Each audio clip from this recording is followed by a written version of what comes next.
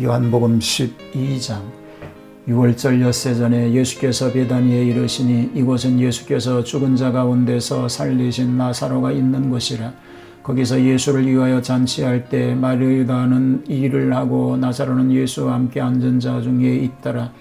마리아는 지극히 비싼 향료고 순전한 나드 한 근을 가져다가 예수의 발에 붓고 자기 머리털로 그의 발을 닦으니 향료 냄새가 집에 가득하더라.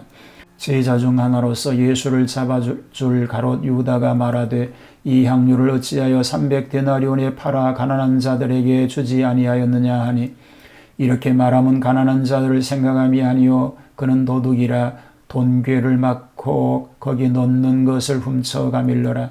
예수께서 이르시되 그를 가만두어 나의 장례할 날을 위하여 그것을 간직하게 하라. 가난한 자들은 항상 너희와 함께 있거니와 나는 항상 있지 아니하리라 하시니라.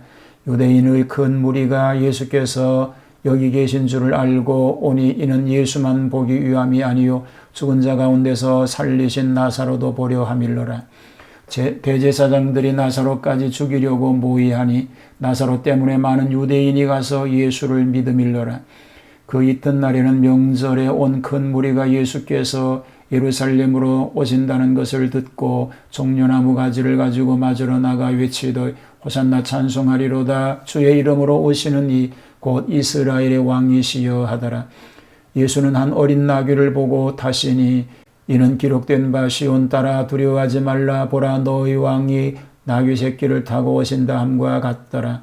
제자들은 처음에 이 일을 깨닫지 못하였다가 예수께서 영광을 얻으신 후에야 이것이 예수께 대하여 기록된 것임과 사람들이 예수께 이같이 한 것임이 생각났더라.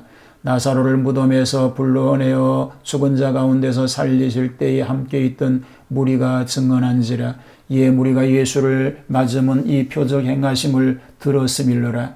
바리새인들이 서로 말하되 볼지어다 너희 하는 일이 쓸데없다. 보라 온 세상이 그를 따르는도다 하니라. 명절에 예배하러 올라온 사람 중에 헬라인 몇이 있는데 그들이 갈릴리 벳세다 사람 빌립에게 가서 청하여 이르되 선생이여 우리가 예수를 비옵고자 하나이다 하니, 빌립이 안드레에게 가서 말하고 안드레와 빌립이 예수께 가서 여쭈니 예수께서 대답하여 이르시되 인자가 영광을 얻을 때가 왔도다. 내가 진실로 진실로 너희에게 이르노니 한 알의 밀이 땅에 떨어져 죽지 아니하면 한 알 그대로 있고 죽으면 많은 열매를 맺느니라. 자기의 생명을 사랑하는 자는 잃어버릴 것이요 이 세상에서 자기의 생명을 미워하는 자는 영생하도록 보존하리라.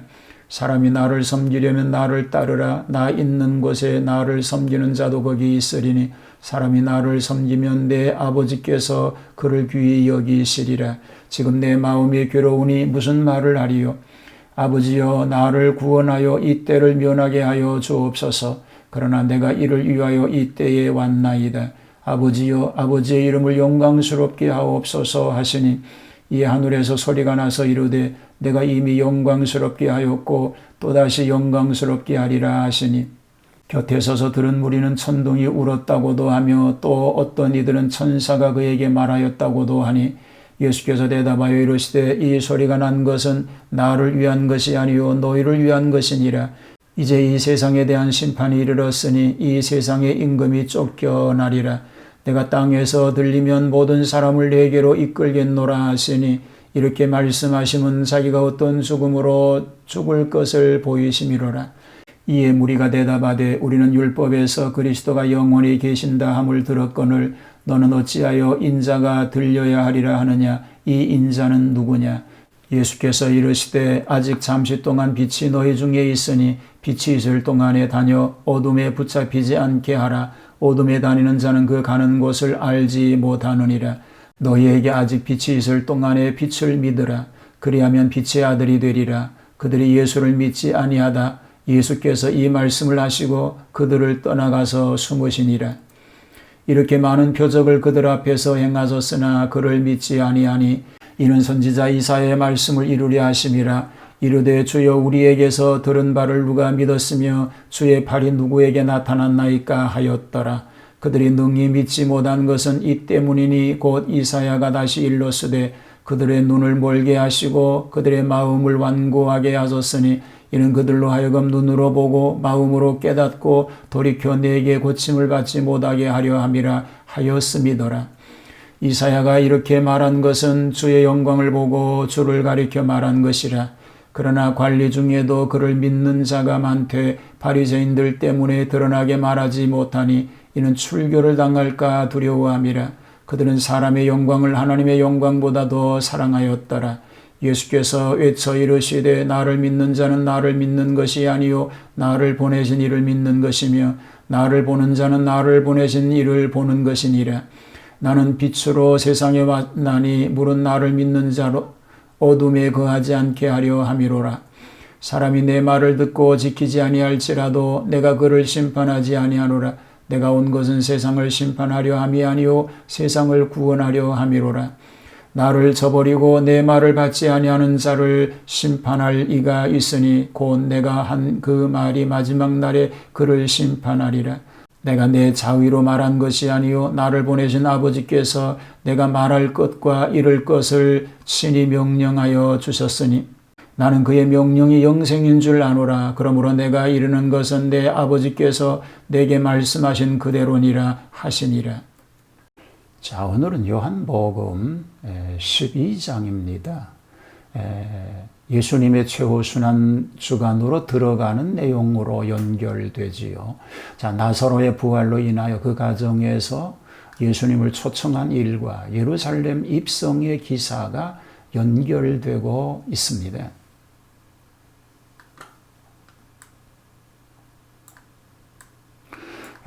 베다니 동네의 사랑의 잔치가 열렸습니다. 죽은 나사로를 살렸으니 당사자와 그의 가족들은 물론 온 동민들이 감사하여 사랑의 사랑잔치를 배설하고 예수님을 모시게 된 것입니다. 마르다는 음식을 만드느라고 분주하였습니다. 나사로는 산 증인의 자격으로 예수님 옆에 앉았습니다. 특별히 마리아는 지극히 비싼 향유 순전한 나드 한 근을 가져다가 예수님의 발에 붓고 자기 머리털로 그의 발을 씻으니 향유 냄새가 방에 가득합니다.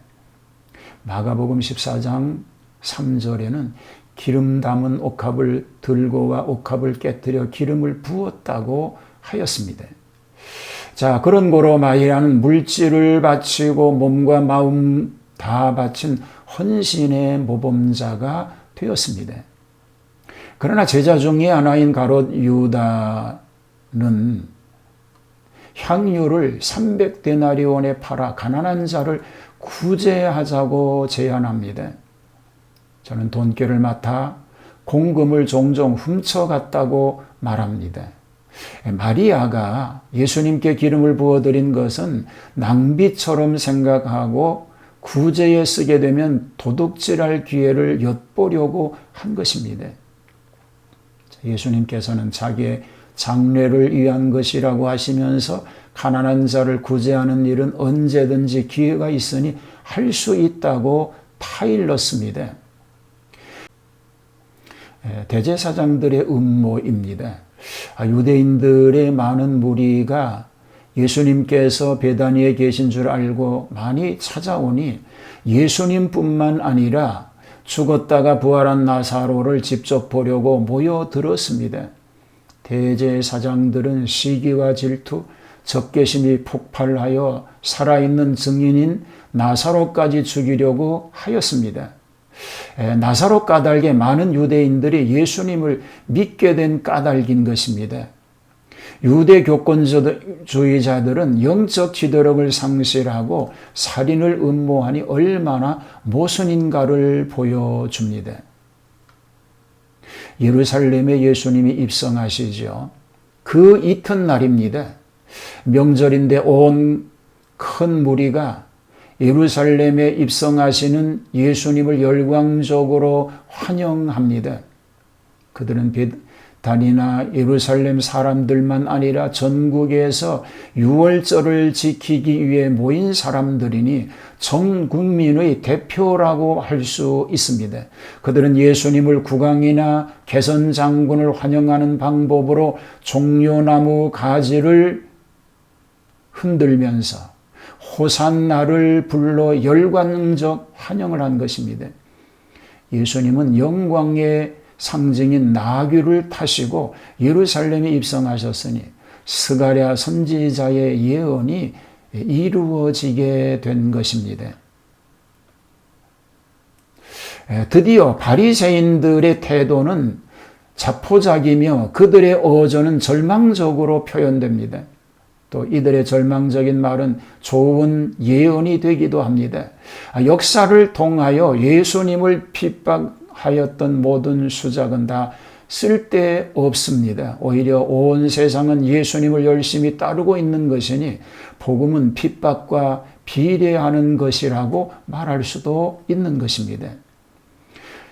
헬라인의 내방과 최후의 경고입니다. 예수님의 예루살렘 입성 후에 헬라인들이 내방한 일을 계기로 하여 교훈하신 말씀인데 주로 기록되어 있는 내용을 보면 이렇습니다. 자, 헬라인과의 내방과 면담 요청으로 시작하지요. 헬라인은 이방인의 대표격이고 예루살렘에 예배하러 온 것을 보면 유대교에 개종한 이방인이었음을 알 수 있습니다. 제가 빌립을 만나서 부탁합니다. 빌립은 안드레와 상의하고 면담을 요청한다는 취지를 예수님께 전하게 됩니다.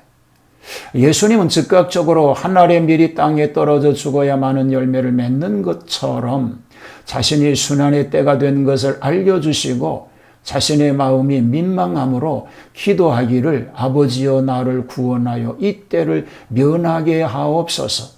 그러나 내가 이를 위하여 이때에 왔나이다. 아버지여 아버지의 이름을 영화롭게 하옵소서라고 기도합니다.